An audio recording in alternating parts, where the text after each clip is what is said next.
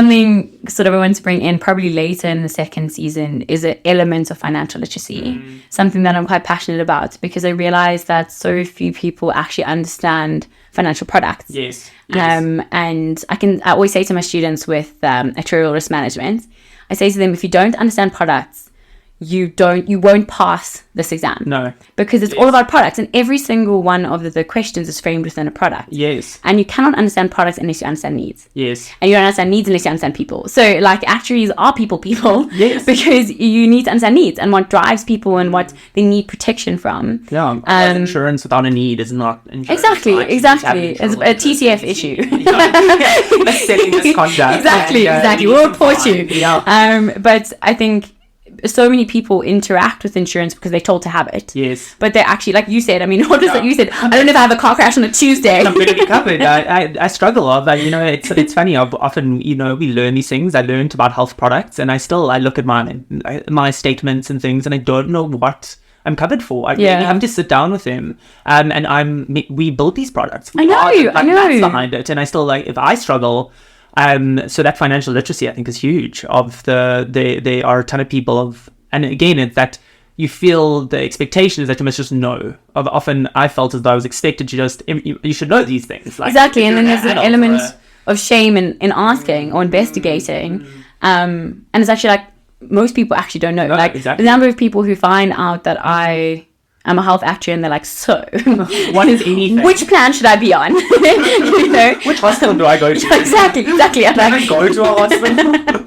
Yeah, exactly. So I think it's been interesting to see, and then also to see that even financially literate people, so people who work in finance, don't understand these things. Yes, don't have savings. Exactly. Or haven't done tax, because again, that shame of oftentimes of the work we do is very separate to what you do in your life. You can go and price these products and things, but exactly, actually that reflection of okay, but now what am I doing in my own life? Of how does my financial sort of products, what do I need? Exactly. Kind of making an 8 to 11 question of Adam is a 27-year-old actuary. What insurance products does he need? And answering it for yourself is often not done. And so I think I can speak on behalf of the listeners. I'm looking forward to that. But I think the biggest thing I'm looking forward to is just having a variety of guests again. I think viewing this almost as like a education pathway for myself, as much as my listeners, I think has also been something I've had to shift my mind to. Yes. Because then I can be inquisitive, and it's almost like I'm getting a one-on-one lecture with the person. Yes. And sort of just double clicking on things that I find interesting. Like in Steve's one, I was like, so why did you make us do a book report in first year? All these years I have wondered. And I was like, if you don't go to Vitsy, quite a niche question. But I'm like, I want to know. And realizing that it just the insight that comes from the answer is helpful regardless of whether you did the book report or not. Yes. And where Steve was like, well, I need to know how you communicate. How do you talk to another human? Exactly. Yes. And how can you summarize and extract information? There's so much that you can see from that exercise.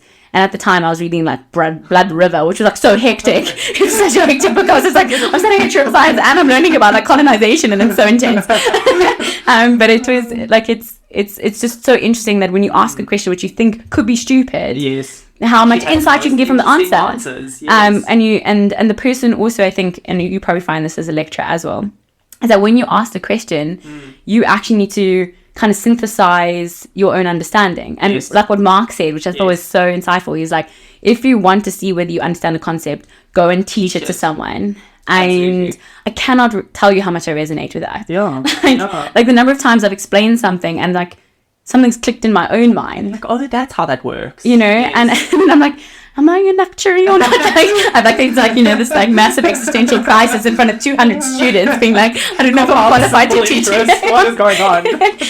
I don't know if I'll ever forgive myself for that, I must be honest with you. But I think the students did have a bit of a laugh. Yeah. They were like, this chick's crazy. Yeah. It happens all the time to me, and I look at them and I go, that is a very valid point. Thank you so much. And the thing is, I was just thank you for listening. It's bonus marks. Yeah, exactly. But that element of constantly wanting to learn, and I think that's something that I think most of the guests actually sort of touched on, in that you don't just master the skill and then you're done. Yes, it's perpetual. Yes. And I think that also links to like the logo with a perpetuity, is that it never ends. Like and I think if an actuary who's just an actuary, you said this actually in your podcast, is not an actuary.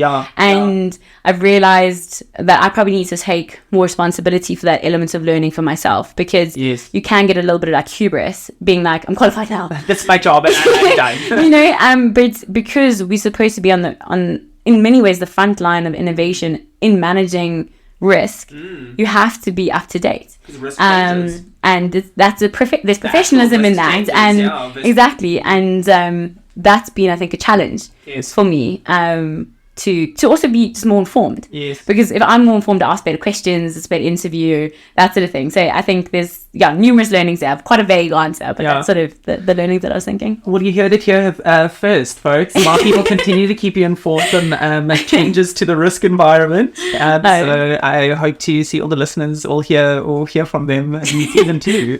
Well, thank you for interviewing me. Very, very, it's a lot more nerve-wracking, this side of it, eh? Like, I feel like I want to go back to being the interviewer. But thank you for being so willing. Always. So it was basically like you were my 2 pieces of bread in between was a sandwich. Exactly. So thank you for that. And thank you for having me on. No, not at all. And you will probably be in the next season. So let's not spoil it. Let's not spoil it. Exactly. Exactly. Keep them on their toes. Exactly. But to our listeners, thank you so much for listening, and thank you for supporting this adventure. And I hope that you have gained a lot from it. And see you next season. Goodbye. If you enjoyed this episode, please subscribe and leave a review on your preferred streaming platform. If you'd like to interact with us more or add questions or topics to our pool of ideas, please follow our Instagram page at ASForActuary or email us on asforactuary@gmail.com. Thank you for listening. Take care.